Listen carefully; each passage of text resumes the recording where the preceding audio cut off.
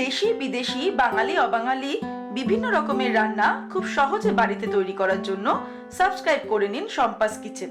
আর আমার সমস্ত রান্নার আপডেট সবার আগে পাওয়ার জন্য বেল নোটিফিকেশনটা ক্লিক করতে ভুলবেন না। নমস্কার, welcome to Shampa's kitchen. Shampa রান্নাঘরে আপনাদের সকলকে স্বাগত জানাই। আজকে আমি তৈরি করব দারুণ একটা ডেজার্ট রেসিপি, আম দই। লাঞ্চ অথবা ডিনারের পরে এই ঠান্ডা ঠান্ডা আম দইয়ের কিন্তু কোনো তুলনা নেই। সারা বছর আমরা দই খাই, কিন্তু এই আমের মরশুমে আম দই কিন্তু দারুণ খেতে লাগে। তাই আপনারা দেখুন আমি কি করে সহজে খুব কম ইনগ্রেডিয়েন্টস ব্যবহার করে আম দইটা তৈরি করছি। আমার রেসিপিটা ভালো লাগলে রেসিপিটাকে লাইক শেয়ার করতে ভুলবেন না। তাহলে চলুন আমরা তৈরি করে ফেলি সকলের প্রিয় আম দই। আম দই তৈরি করার জন্য আমাদের যে উপকরণগুলি লাগবে সেগুলি হলো, আমি দুধ নিয়েছি 500 ml, টক দই, পাকা আমের পাল্প আর চিনি। সবার প্রথমে আম দই তৈরি করার জন্য আমি একটা বাটিতে 500 ml দুধটা গরম করতে শুরু করেছি ওভেনে। হাই ফ্লেমে রেখেছি প্রথমে। যখনই এটা ফুটতে শুরু করবে তখন কিন্তু আমি ফ্লেমটাকে মাঝারি করে নেব। দুধটাকে আমাদের ততক্ষণ জাল দিতে হবে যতক্ষণ না 500 ml কোয়ান্টিটিটা 250 মতো হয়ে যায়। ততক্ষণ কিন্তু আমাদের দুধটাকে জাল দিতে হবে, আর সমানে কিন্তু নাড়তে হবে যাতে নিচে কোনো রকমেই লেগে না যায়। দুধটা ফুটতে ফুটতে কিন্তু প্রায় অর্ধেক হয়ে গেছে, আপনারা দেখতেই পাচ্ছেন। এবার আমি এর মধ্যে অ্যাড করছি 4 টেবিলস্পুন চিনি। এই চিনির পরিমাণটা কিন্তু নির্ভর করবে আপনি কতটা মিষ্টি চান সেটার উপরে। একটা কথা মাথায় রাখতে হবে যে আমরা এর মধ্যে আম অ্যাড করব, আমের পাল্প। সেই আমটাও কিন্তু মিষ্টি, তাই আমটা আগে থেকে একটু টেস্ট করে নিয়ে যে আমটা কি পরিমাণ মিষ্টি আর নিজেরা কি পরিমাণ মিষ্টি চাই তার উপর ডিপেন্ড করে কিন্তু চিনির পরিমাণটা বাড়াতে বা কমাতে হবে। আর 2 মিনিট আমি এটাকে ফুটিয়ে নেব যাতে চিনিটা একদম মিশে যায় দুধের সঙ্গে। তারপর আমি ওভেনটাকে অফ করে দেব। 2 মিনিট ফুটিয়ে নিয়ে আমি ওভেনটাকে অফ করে দিচ্ছি। এবারে এই দুধটাকে আমাদের ঠান্ডা করতে হবে, তবে একদম ঠান্ডা না, এমন ঠান্ডা করতে হবে যাতে আমরা এর মধ্যে একটা আঙুল ডিপ করতে পারি। আমাদের অল্প অল্প উষ্ণ গরম থাকতে হবে, কিন্তু খুব বেশি গরম যাতে না থাকে।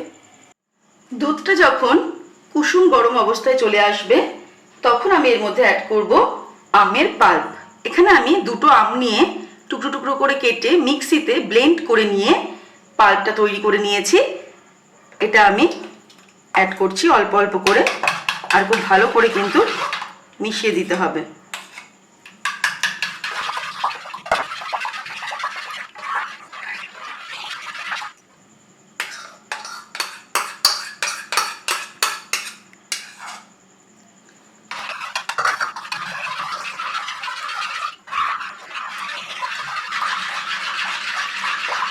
খুব ভালো করে মিশিয়ে নেব।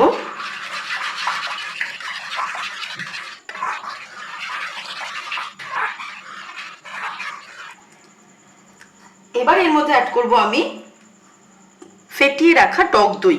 আমি 50 গ্রাম টক দই নিয়ে ফেটিয়ে রেখেছি। এই দইটা কিন্তু আমার বাড়িতে পাতা দই। টক দই কিভাবে পাততে হয় সেই রেসিপিটা কিন্তু অলরেডি শেয়ার করা আছে, আপনারা দেখে নেবেন। এটা আমি দিয়ে দিলাম, এটা কিন্তু ফেটিয়ে নিয়েছি। এটা দিয়েও ভালো করে মিশিয়ে দিতে হবে। এটা হ্যান্ড উইস্ক আপনারা ব্যবহার করতে পারেন, অথবা যে কোনো হাতা বা চামচ দিয়েও মিশিয়ে নিতে পারেন।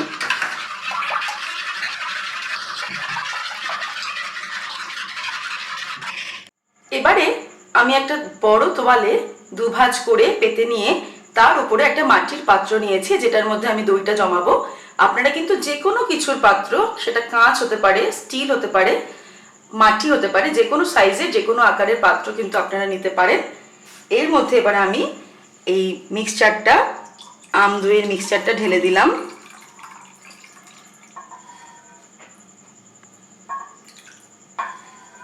ঢেলে দিয়ে একটা প্লেট দিয়ে ঢেকে দেব।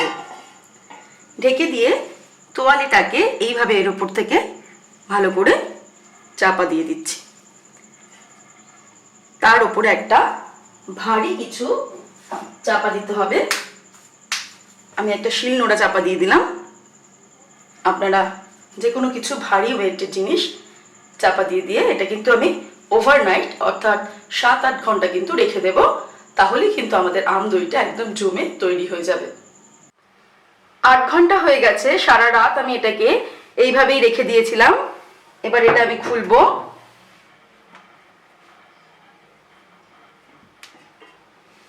দই কিন্তু আমাদের জমে তৈরি। এবার এটাকে আমি ফ্রিজে রেখে দেবো 3-4 ঘন্টার জন্য, একদম ঠান্ডা করে চিল চিল আম দই আমি সার্ভ করব। তৈরি হয়ে গেছে আমাদের আজকের রেসিপি আম দই। আপনারা দেখলেন আমি কি করে আম দই কত সহজে তৈরি করে ফেললাম বাড়িতে। এটা কিন্তু ডেজার্ট হিসেবে ভীষণ ভালো একটা রেসিপি।